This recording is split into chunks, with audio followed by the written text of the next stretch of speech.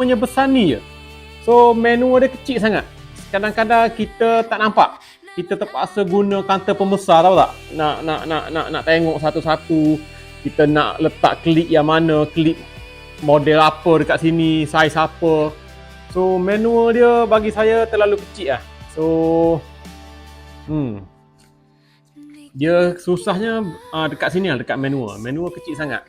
Saya ingat kalau brand lain mungkin datang dengan menu yang lagi besar, lagi senang lah. So, okay. Inilah F1 build pertama saya. And then saya dah order 4 biji lagi.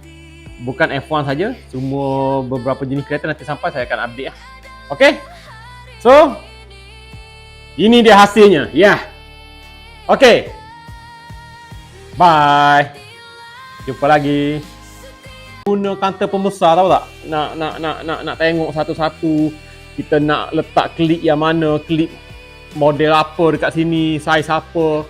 So menu dia bagi saya terlalu kecil lah. So dia susahnya dekat sini lah, dekat menu. Menu kecil sangat. Saya ingat kalau brand lain mungkin datang dengan menu yang lagi besar, lagi senang lah. So, okay.